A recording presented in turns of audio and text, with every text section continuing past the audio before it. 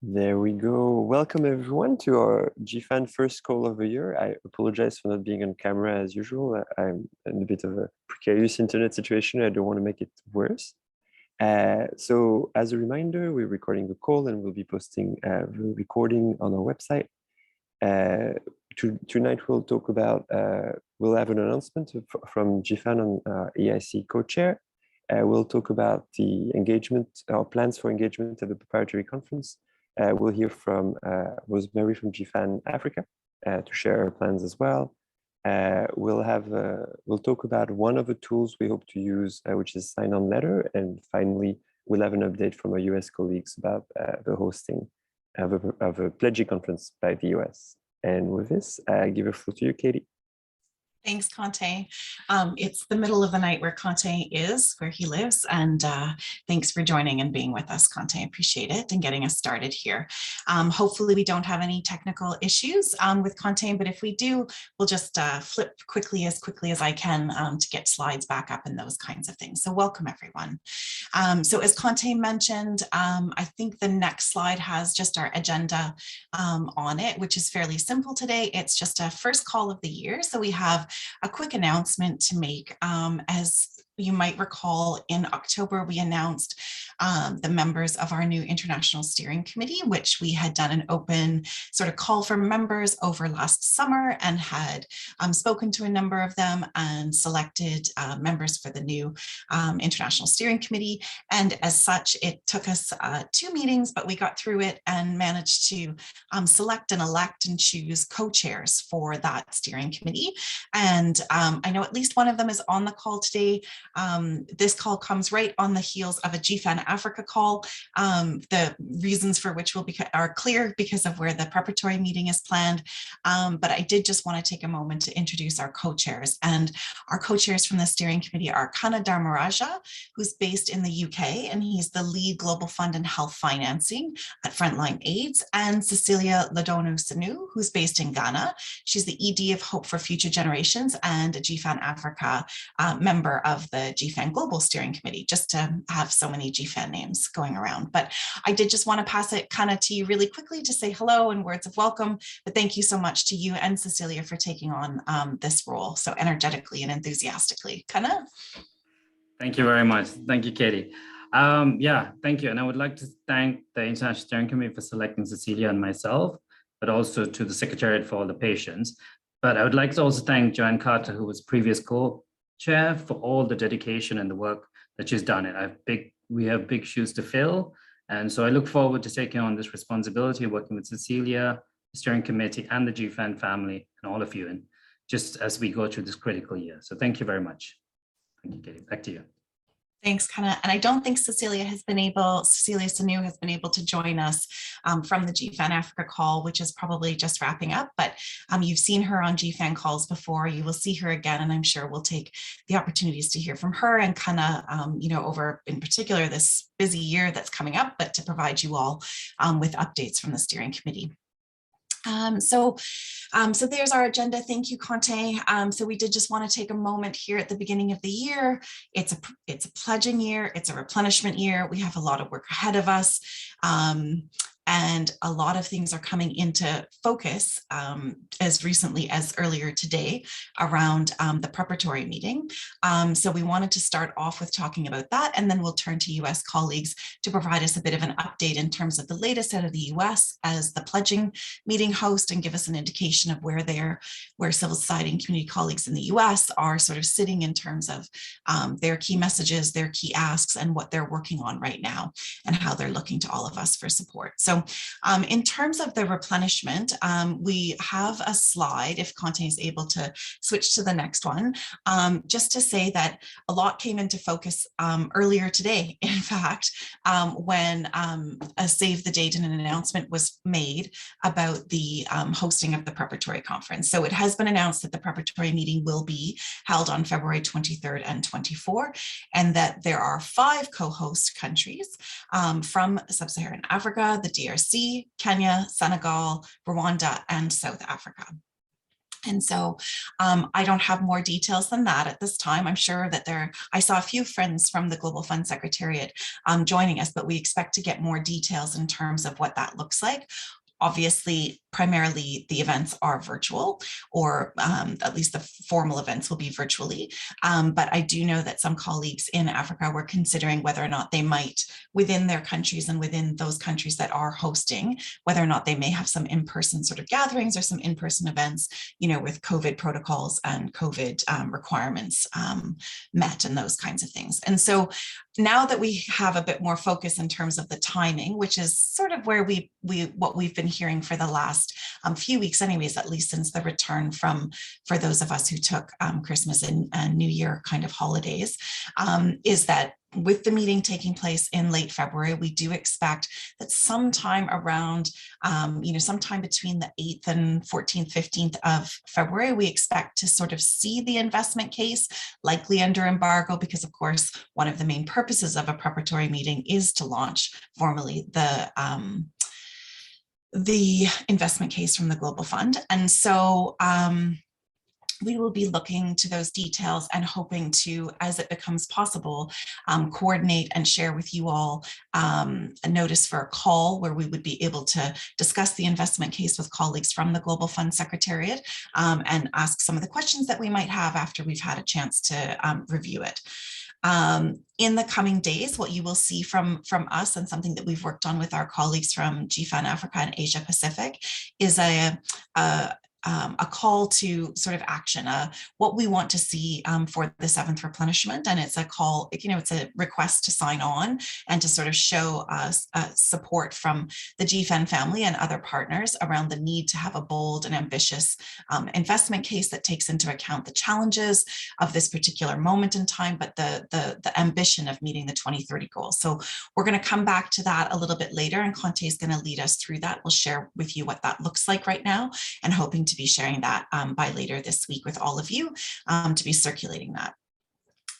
For those who will be attending the preparatory meeting, there will likely be pre-meetings to prepare and engage. We'll be working on an advocacy brief and sort of social media toolkit for the week of the preparatory meeting, so that even if none of us or very few of us are able to be there in person or be with others while this is going on, that we are taking the moment to amplify and talk about the Global Fund and the need for bold ambition in this replenishment. And then following the preparatory meeting, we will be hosting a panel discussion, I think likely on March 2nd, but we will confirm that soon, around civil society and community perspectives on the investment case, so that we can hear from each other about how we understand the investment case and what the opportunities within it are in our own contexts for advocacy and globally as a network and as a collaborative partners.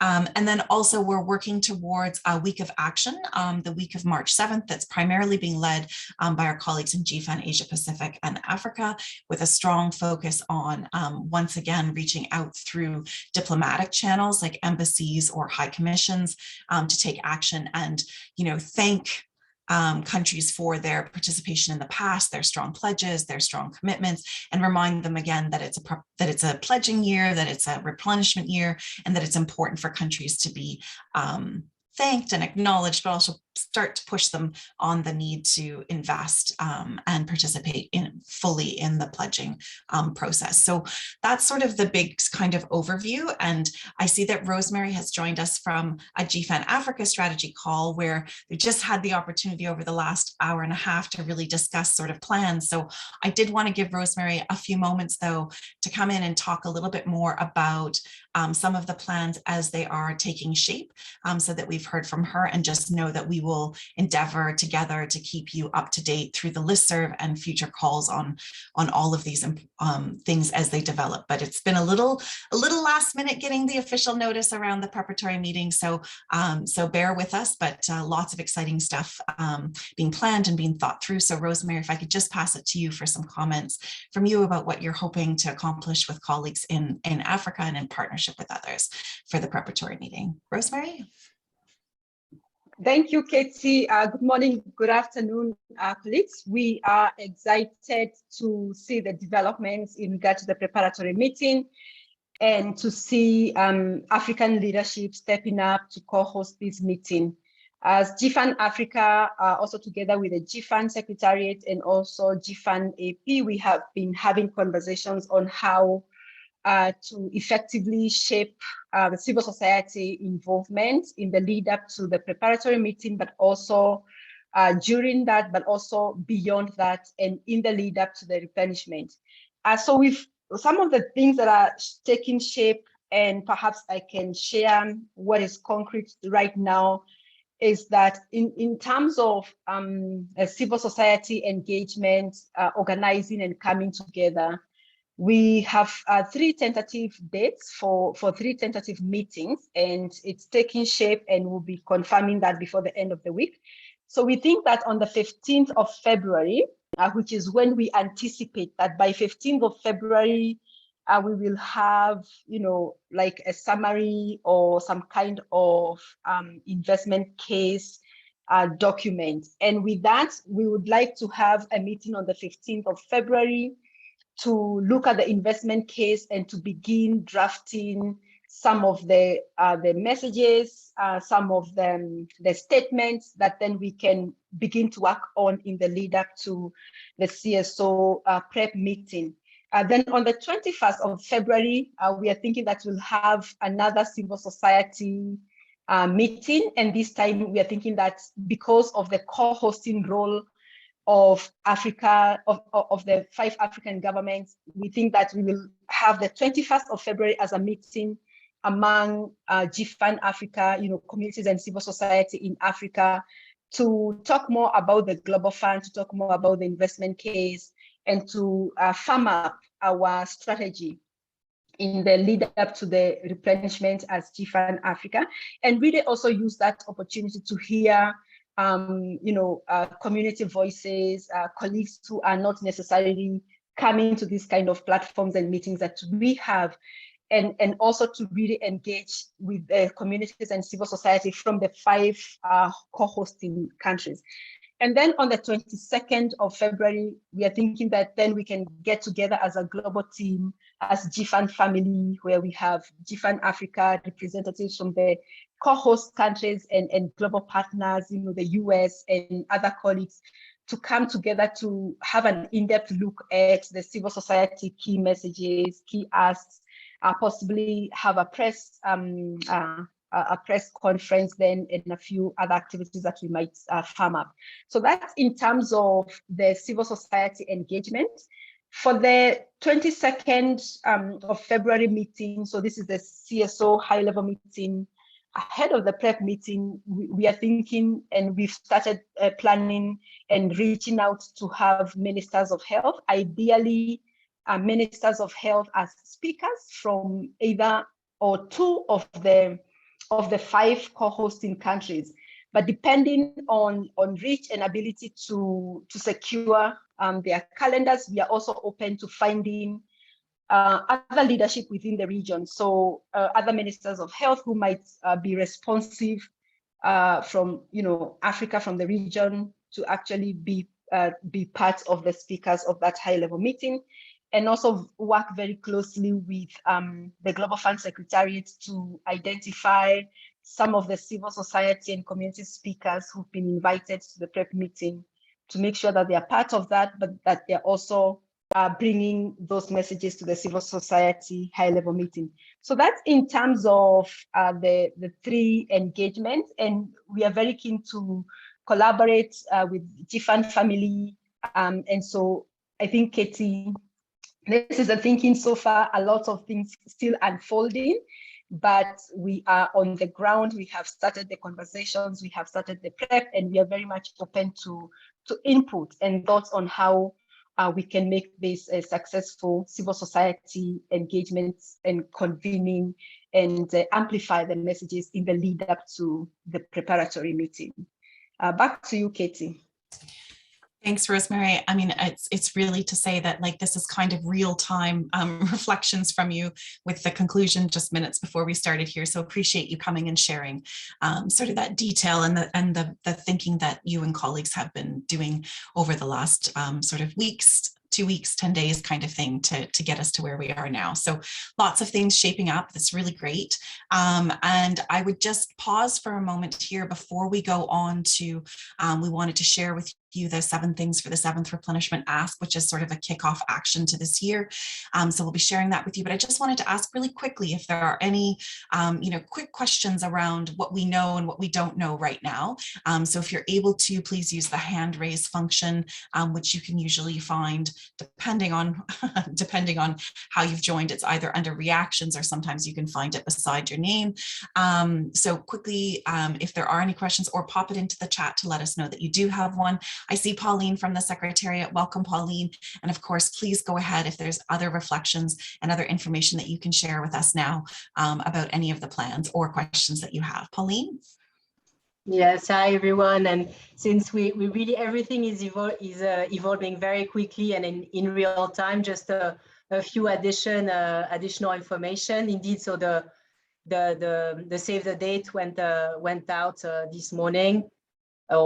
This morning today to a delegation that will be invited. And so indeed, we're looking at a virtual meeting for the core program of the event.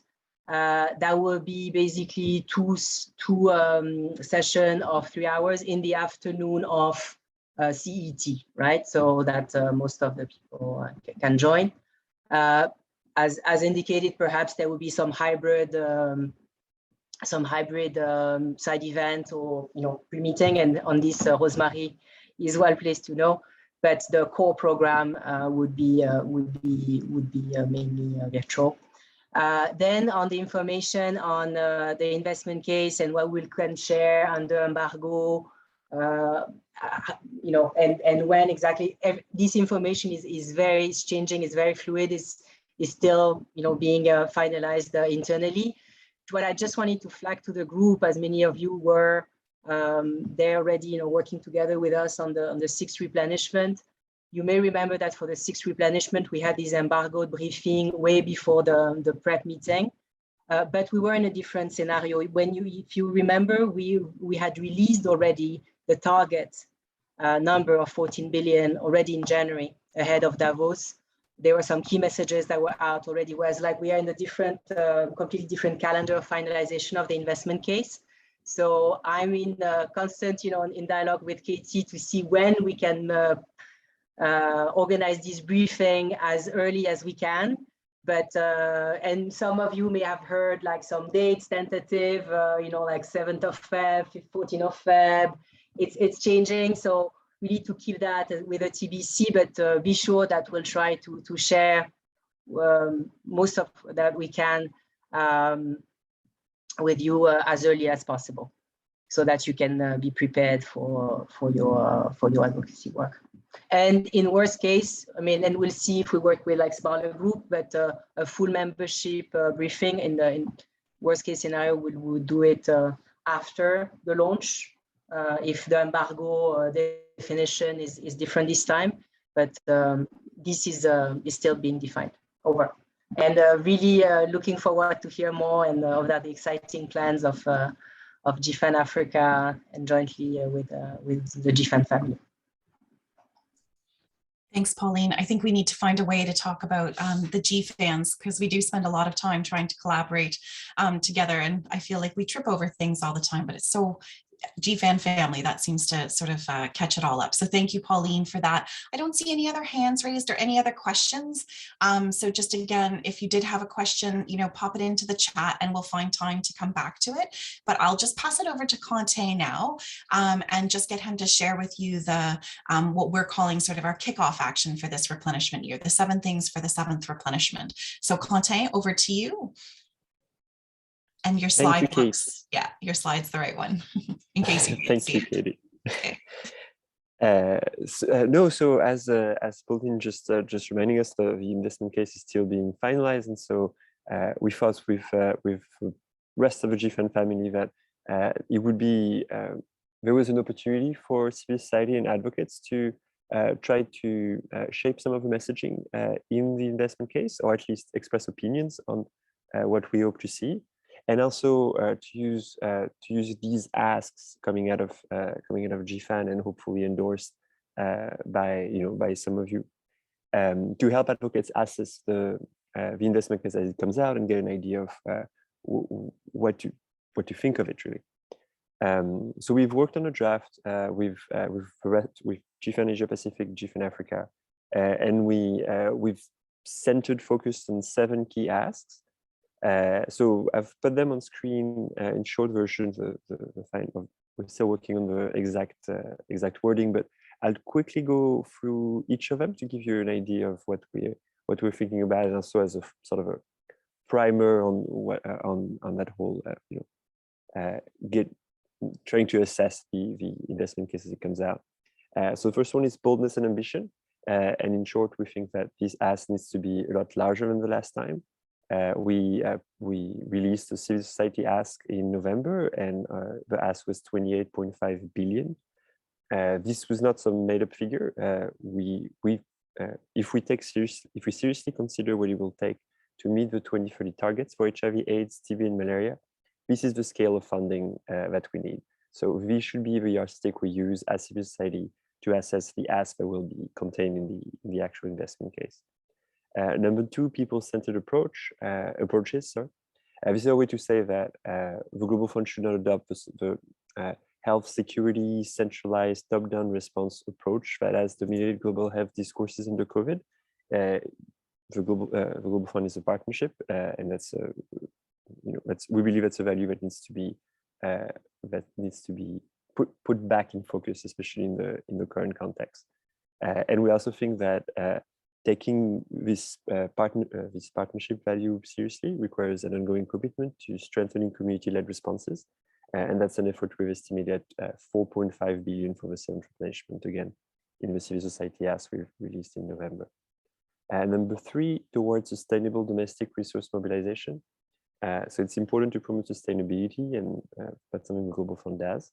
But in the investment case for the 6th replenishment, there were a number of assumptions about domestic financing that we thought turned out to be quite unrealistic. And we hope that the 7th replenishment will not repeat that mistake, especially in the context of a triple crisis of funding in implementing country, an increase in health budgets because of COVID, a dip in state revenue, and an increase in debt. Number 4, clarity on pandemic preparedness. There's a lot of talks about reforming global pandemic preparedness and response, and for the Global Fund to take a leading role. These are very important questions, but we believe that the investment case should be solely focused on funding the fight against HIV/AIDS, TB, and malaria. Any pandemic preparedness and response role taken by the Global Fund should be funded separately. Number 5, protect the right of key and vulnerable populations. That's a classic and an old ask, but we think that it's just as relevant now as ever. And partnership with key and vulnerable population needs to be reaffirmed in this investment case.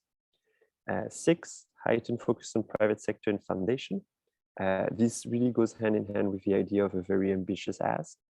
The scale of investment that will be needed will require renewed focus on expanding the donor base for the Global Fund. And parts of the private sector have been decimated by the pandemic, but other parts have made record profits. And we think that this is a resource that needs to be better tapped. And finally, number 7, attaining the 2030 agenda. This is really a reminder that we hope to see in the investment case. We hope to see the investment case deliver on the promise of a 2023-2038 strategy for the Global Fund to align its objectives with global plans, especially with 2030 agenda. So these are the asks we identified. We hope we'll get your support when we finalize and disseminate the letter, hopefully later this week. And I give the floor back to Katie.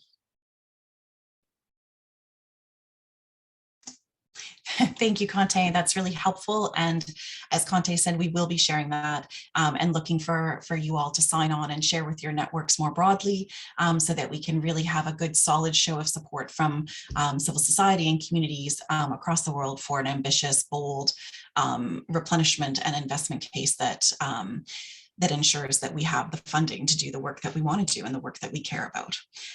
So I'll pause again just before we move on to sort of the next part of this call, which is to hear an update from our colleagues in the US around the pledging meeting. And so I'll just pause for a second again to see, I see there's a bit of clarity being provided in the chat around, that the investment case will definitely be launched at the preparatory meeting. The question is how we can sequence and make a call available to Gfan members to have Global Fund Secretariat colleagues on to answer questions and really do a bit of a deep dive together into that investment case.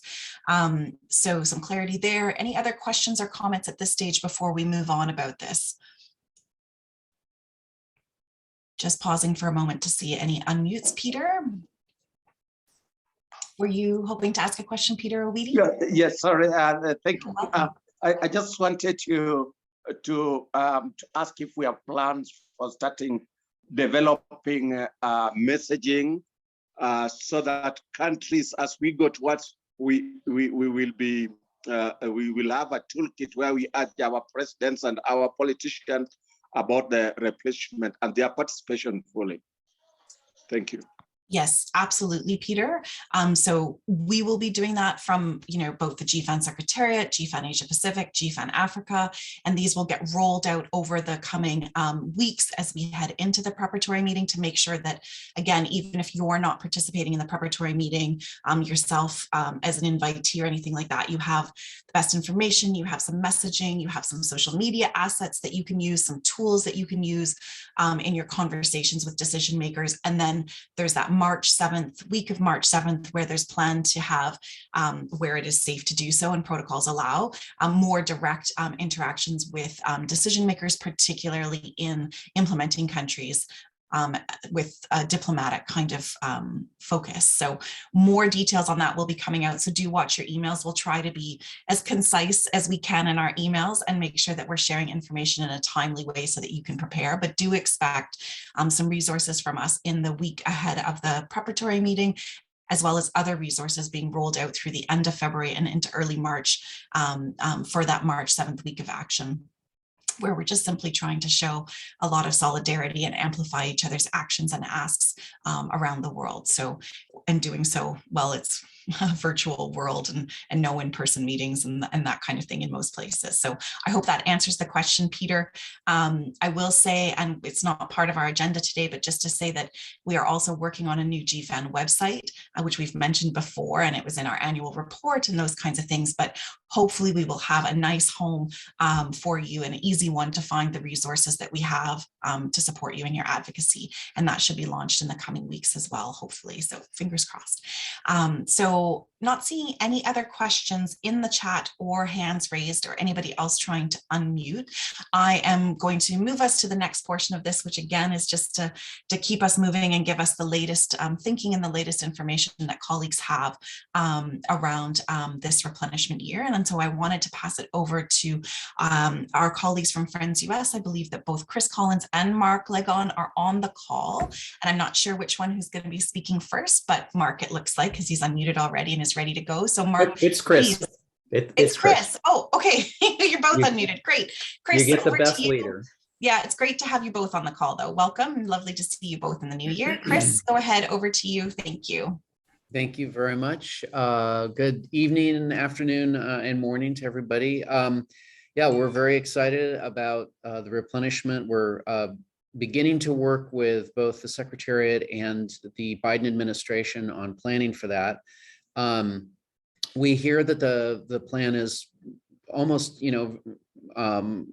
almost decided third week of September, either New York or DC for the event itself. And expect that'll be finalized pretty soon. We really look forward to working with all of you in terms of events and communications and advocacy leading up to that. I think the current thinking is that the U.S. would pledge to the replenishment later in the year, sometime in the summer. But the timeline for us around a U.S. commitment is different than that.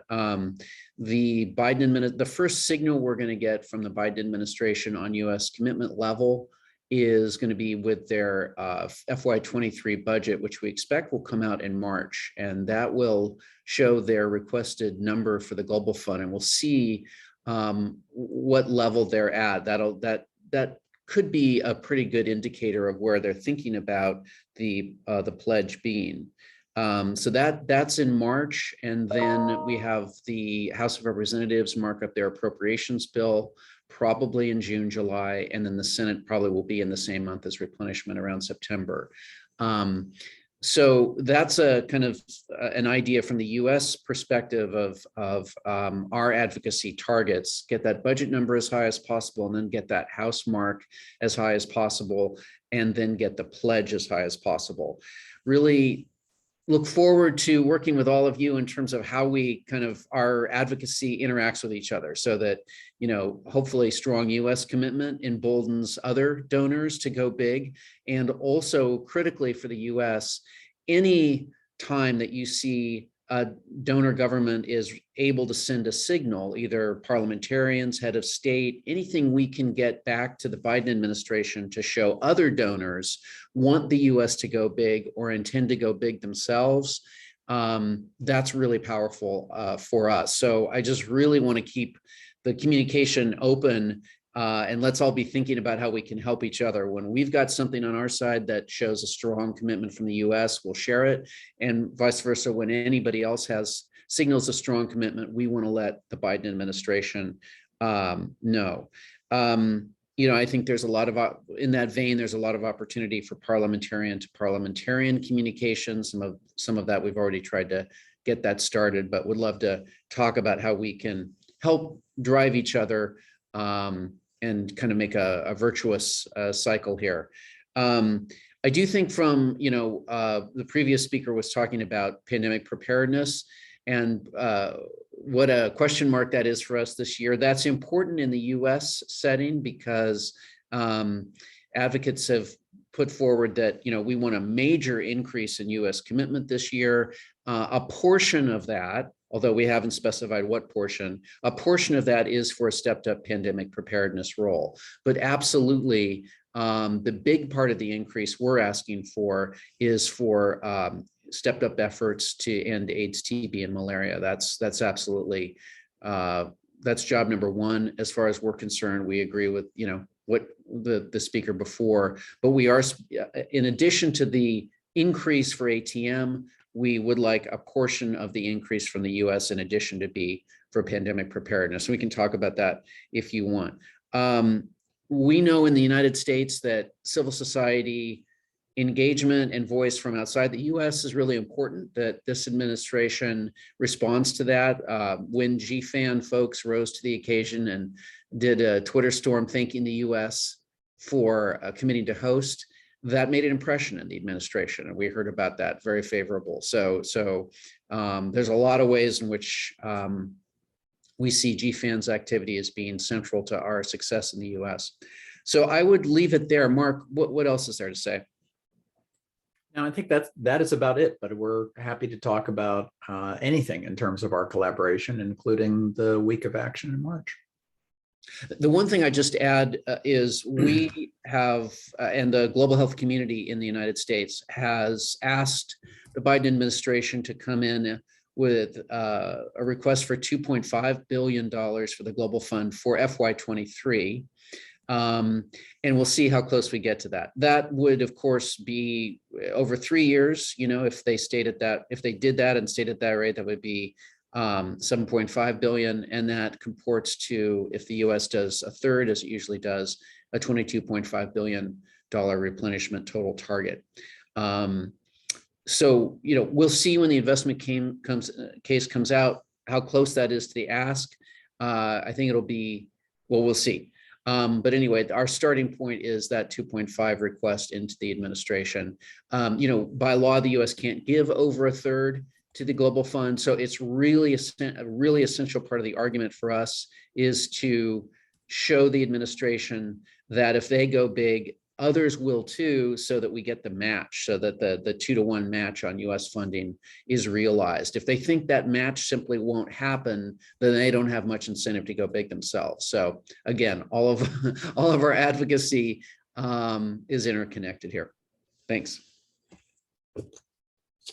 Thanks. And Chris, there was just a question just to make sure that we were clear in terms of what you were said, was that that currently the best thinking is aiming towards a third week of September meeting. Is that, did we hear you correctly?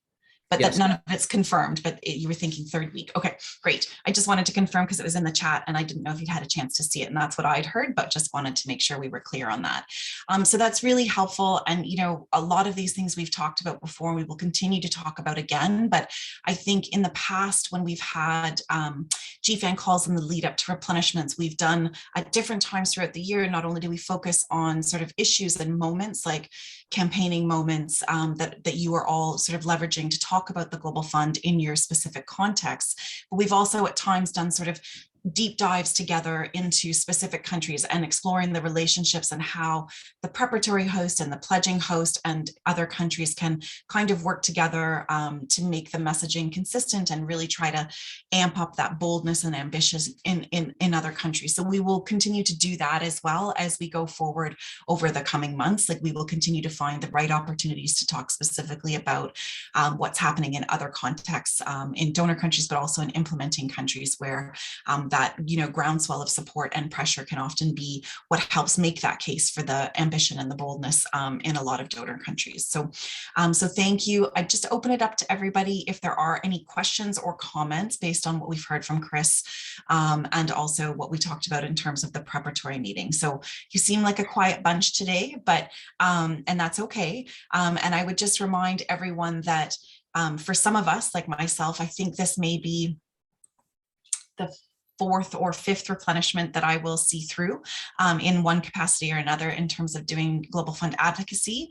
But none of these things are obvious all the time, especially if this is your first or even your second time going through a replenishment. So please, if you have a question, no question is unimportant to ask at this stage. Let's make sure that everybody has the same sort of base of understanding and why we think that, you know, certain things are important and why we focus our advocacy in the ways that we do. So please, any questions at all are welcome. And we're a learning group together. So please do feel free to raise your hand or pop something into the chat, or always reach out after any of these calls or anytime. So I see Kasia's hand raised. So Kasia, I'm going to pass it to you and just encourage others like Deepak, who's just raised their hand, and others to please raise your hand if you can, or make a note in the chat if you do have a question or comment. But Kasia, over to you first. Thank you very much, Katie. Thank you also, everyone, for the updates. Well, actually, I had a meeting around the prep. I had a question around the prep meeting that I didn't really dare to ask because I wasn't that involved in previous years around that. So I'm not sure I fully understand, you know, how we can also leverage from a donor perspective. But so yeah, thank you for facilitating that, Katie. So my question is from a donor perspective. I was wondering if others, so maybe like the European colleagues, you know, whether there are also plans to use that moment to basically start communicating or kind of paving the way or planting the seed on the fact that this time we will be asking much more money than we've ever asked, and not necessarily already launching our like society investment case, but you know, whether there are any activities planned not that much to influence the investment case, but really to already start kind of influencing, or as I said, planting the seed around the fact that, you know, there's going to be a pretty big ask for donors there. Yeah, just a question about your plans and see, you know, whether this is something we could cooperate around. You know, we were wondering how to best organize that at AIDS Fund. So would be keen to see if there are any opportunities for cooperation. And then the second question would go to Chris. I was wondering, you know, what can we expect from the US administration in terms of, you know, outreach to other donors? So is it something that we can count on? Because I'm pretty sure, for instance, you know, because of the strong ties between the EU and the US, that a call from the US administration, you know, basically asking, pushing, advocating for, you know, the Global Fund with van der Leyen, so the EC president could unlock that, you know. So and I'm just wondering is that something the US administration does? Would they make the case, make the calls, or use actually, whenever they meet in, like, I don't know, G7 is a bit late, but, when they have this kind of leaders meetings, is it something we can expect from them to do? Yeah, I'd be curious to know whether that's something we can rely on or not. Thank you. Those are great questions. I'm just going to ask Deepak to come in with their question as well, and then maybe back to Rosemary, myself, Chris, Mark, and others to answer some of those questions. But Deepak, did you want to unmute? Yeah. Thank you very much for this wonderful session. And since the very beginning, US has been generous to support Global Fund and saving lives around the world. And looking at the current political and economic situation, I believe China is the second largest economy. And what can we do together to make China to invest more? Thank you. Thank you. Okay, so I'm just gonna start and say that first of all, the preparatory meetings, I think I said it at the start of my comments, but they've become something quite a bit more engaging than they were in the past. So even though you weren't around before, maybe this is kind of like an evolving format. They kind of, sorry to say, they felt like boring board meetings before. And then with India hosting for the first time and implementing country hosting last time, it really kind of, jump started on some things that had been done during the 5th, where there was an engaging moment with Japan as the host, who also really wanted to advance conversations around UHC on the side of the Global Fund. And so it's sort of an evolving sort of model in terms of what happens at the preparatory meeting and how or if that's an opportunity for you in your country. And so I do think that for many people, the investment case itself has been signaled, from the Global Fund as the moment to, that will kickstart within their own countries. And so that's why, as Gfan, we worked hard last year to get our ask out in the fall so that we were hopefully having some influence in terms of the scope and the messaging and the need around this replenishment. That's something that we've done before in the last replenishment that we feel had sort of an impact. And so that's why we did that again this time, so that was out there early. Whether it has any impact remains to be seen. We'll see what the investment case looks like. And I would say, I'm not sure how many opportunities there are right now to influence the investment case specifically, but there are still opportunities now to influence how, your governments are looking at perhaps both the investment case, the Gfan ask, and other information to really find something that matches sort of the boldness and ambition, and really helps to sort of do that with both pushing the US administration and giving them the backup to have their bold ask, but then to also, push out from the US to others to step up. So, it's a fun dance that we all play, but I think, just to say that the preparatory meeting is to some extent as an advocacy opportunity, what you make of it. It's the investment case launch. If you find that useful, then we're hoping to provide you with a bunch of tools, a week of action to sort of coordinate around, and really see your messaging amplified, so that we try to just lift up the opportunity, because of course for so many in-person meetings are just not possible right now, even in your own countries, much less globally or regionally, and so doing as much as we can to support you virtually, to take those messages and amplify your messages. That's what we'll be doing, and I know colleagues in the US and from the preparatory hosts, the five countries, will be looking for that as well as doing sort of their own activities. So I'm just trying to think. I think the best thing in terms of organizing around the prep meeting is to just keep an eye on the Gfan listserv, and participate where you can in what will be last minute notices for meetings, just because it's rapidly evolving, but do your best to participate in those and know that we'll give you the best notice that we can for those kinds of opportunities. So I'm going to pass it to, I see Pauline's hand raised and Mark, so I'm going to pass it to you guys or Chris to respond. Maybe we'll hear from Mark or Chris first to respond to the questions, and then Pauline. Let me just go quickly. 4 things to watch in terms of the G7 donors of the North. 1, the President Biden's budget request to the Congress for fiscal year 2023 should come out in March. That will ask for funding for the Global Fund with what will be the first year of the replenishment, 3 years, a signal of the US administration's intent. And then I think there are opportunities that the Biden administration will use to talk to leaders of the other donors of the global north, as you asked about, at a summit on pandemics that Biden is to hold this spring. At the G7 meeting, that's a moment for G7 countries to push each other on their support, and then the health ministers meeting of the G20. So if we need any help on some of those things, we'll be reaching out. Thanks, Mark. Pauline, did you want to go ahead and respond or add something further to our discussions? Yeah, I just wanted to add on some of the very good description that you gave, Katie, on the purpose of the meeting and the format. And indeed, we've been working on making those meetings much less boring and much more participative with the creation of panel discussions and community intervention as part of the program, both of the prep meeting and of the pledging conference. But just to remind the group, and especially for those who are less familiar of replenishment meetings and conferences, but the core objective of the pledging conference, besides all the panels and intervention, is to have this pledging session that will get together with all that would be the culminating moment when all the pledges that won't have been announced earlier during the year are all announced at once, and we have a final number, and the board can then have a number to allocate the next cycle.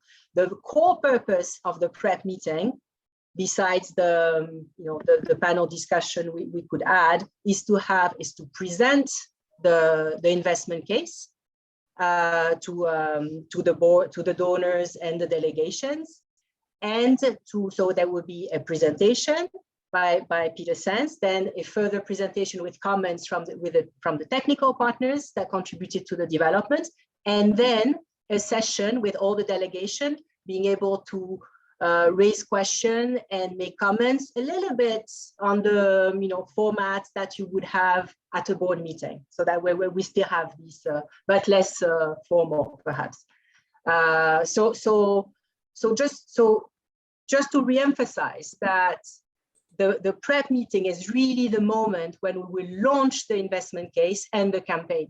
So Kasia, to further answer your question, it's more like I wouldn't look at what you can do in advance, because even the donors will receive the investment case shortly before. But what you should do, like in the lead up after, and really and then to further amplify the messages of the investment case and the campaign, and align it with your country and civil society campaign. And in the lead up, sorry, not in the lead up, like further to the prep meeting, we will have, with the different groups at country level, we'll have further briefings. We will have these we will have, depending on, and we deciding that with a different civil society group at country level, when more relevant, a briefing of a member of parliament of the investment case, some discussion with the advocacy partners on the investment case. We'll do all these activities together after the prep meeting in our joint efforts to bring together the advocacy campaign. Thanks, Pauline. I think that's really helpful. Chris, I see your hand raised, so please go ahead. I assume it's in response to these comments and questions here. The main one that I heard was about U.S. diplomacy in terms of egging on other donors, and I think that is going to be absolutely critical. And Mark talked about the various opportunities there's going to be for that. I think we, in the U.S. as advocates, we need to be encouraging the administration along in doing that and reminding them how important it is that they start doing that early.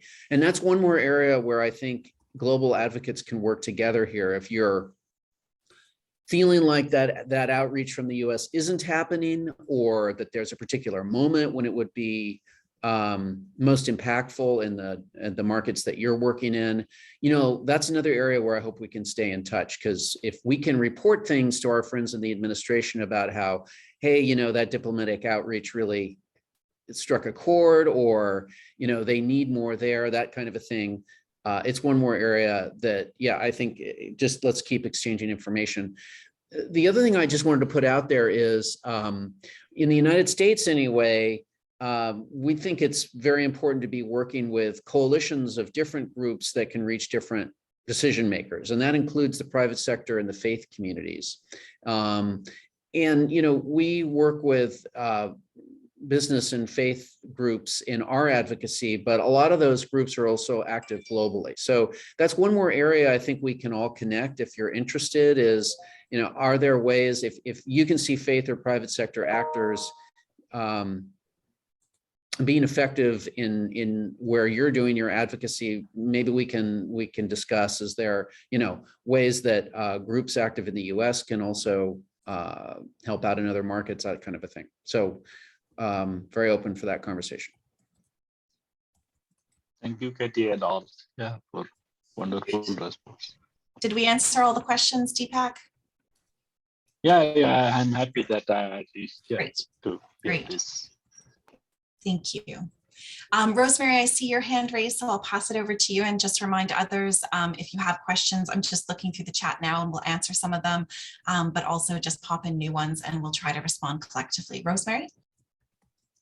Yeah, thanks, Katie. Mine is just a quick reflection to the points that Chris and Joanne have put forward in terms of civil society, like demand from civil society. But I think from the also, you know, putting that from the perspective of implementing countries, civil society, very important, you know, for us to know and to understand, it's like for the 5 core host countries who are going to be champions, and really reaching out to other leaders in implementing countries to support the replenishment. What kind of language resonates with them? Even now, as the Global Fund Secretariat is negotiating with them to co-host, what kind of language, you know, with AIDS, TB, and malaria being at the center, but are they responding more to the strategic role of the Global Fund to pandemic preparedness and essential health services? Just given that a lot of the countries right now in implementing countries are really struggling with the response, you know, the pandemic response. And so I think it would help in terms of the intel there, like what are our governments responding to? What kind of messages are they really supporting? But I think also in terms of key moments, you know, from implementing countries, for example, in the region here, we've been doing some strategies, some plans, outlining some key moments. But we are also keen to be guided by our counterparts in donor markets to say, what are some of the strategic opportunities where, even though we haven't planned that in our campaign, but maybe there are certain strategic opportunities where there's a need of a bit of a push, you know, like decisions are going to be made, we need to rally, and so we are ready to also be guided, to be advised in terms of what are those strategic moments. But also, I know with diplomatic relations, maybe there are certain countries in implementing countries that may give the US more motivations. Are there such countries? And can we actually strategically position ourselves to get champions from those countries if there are certain countries where can motivate the US more than other countries in implementing countries? Thank you. Great. Chris, go ahead, please. Go ahead. Rosemary, thank you. I should have said that. I mean, I think the pre-replenishment meeting and civil society from those host countries, that could just, mobilization of communities in those host countries could be incredibly powerful. I mean, I think we should, I mean, now that you're speaking, I'm thinking about this, and, you know, we should think about the preparatory meeting as sort of, you know, in one level, civil society handing off now to the US to say, okay, we've launched it, you need to go big with this, that's your responsibility. And I think messages from civil society to the administration on or about or after that session could really strike a chord. I think the question about languages is really important.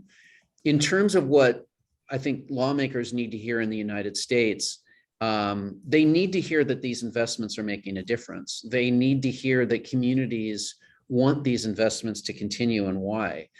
You know, I'll just be honest. I think one thing lawmakers in our country respond to is thanks. You know, thank you for hosting. Thank you for the U.S. commitment on the Global Fund over the years. I think they respond to, you know, the lives saved. Absolutely, issues like women and girls equity and global health equity in general is becoming resonant in the United States.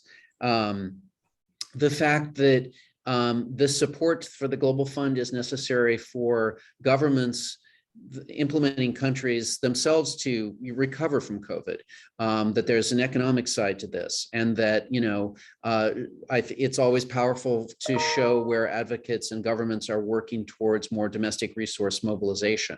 That makes lawmakers in the United States feel really good and secure about continuing to put the finance in.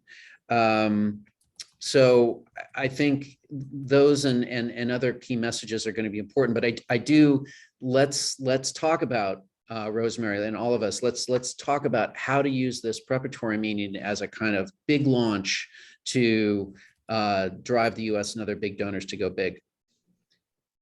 Because I think there is a chicken and egg. So, I mean, it feels like here in January 2022, there's a chicken and egg problem here, right? We all know that we've got to go super big in replenishment this year. There's just no question. We've all been through COVID. We know more COVIDs are coming. We know we've got to end AIDS, TB, and malaria. But the question is, how do we get the donors to make a step change in the way they're thinking about investing? Certainly the US is going to have a big role in that, but it's only going to go big if it sees the push from the implementing countries and from other donors to do it. Thank you, Chris, and thank you, everyone. And we're fast approaching the last 2 minutes of our call, so we do want to kind of wrap up. Aaron, I see your comment there, and glad to see that you like the focus around sustainable domestic resource mobilization in sort of our 7 asks, or our core messages and asks around that. And thank you for the comment about needing to take stock about you know, how that has taken place and what the target is around sustainability and transition, in particular for countries at this time. So thank you. That is an important reminder, and I think we'll look to our colleagues, particularly from Gfan Africa and Gfan AP, to guide us in that, as they have so far in sort of those key messages. So I think that's the time we have today. We will be sending out today a hold in your calendars for regular Gfan calls every 2 weeks. They will be a little bit earlier. We just shifted today's because of Gfan Africa strategy session earlier today. So they will be normally at 8 a.m. Eastern, which is 2 p.m. In Geneva, and 4 p.m. currently in Kenya, and so on and so forth. And we'll just do our best to keep those regular, but also take opportunities where needed to take advantage of new information or new reports or the investment case or whatever, to change those up if we need to make sure that we're hitting information and getting information to you in a timely way. So so thank you, everyone. Contain, can I just pass it to you just for our final reminders to everyone? And we'll be looking forward to just keeping this conversation going through the calls, through the listserv, and through the work that we'll be doing together. Contain. Thank you, Katie. Yes, on the final reminders, do everyone keep an ear out for the announcement of the briefing and debriefing call, Gfan calls for the preparatory meeting. Now that we have a date, we'll be finalizing those shortly. We'll be releasing a series of briefs to complete a society ask in February, and then after the preparatory meeting. So again, we will hear more about this in due time. And finally, that the sign-on letter will come out for endorsement, hopefully very soon. And we hope to have a lot of you endorse it. Thank you all for joining us tonight. It was really busy call, actually, a lot of participation. It was great. Have a good day, good evening, good night. Take care. Thank you very much. Thank you, Bye-bye. everyone. Bye. Thanks to all the speakers, and thank you. Bye-bye. Take care. Bye-bye. Cheers. Bye. Bye. Cheers.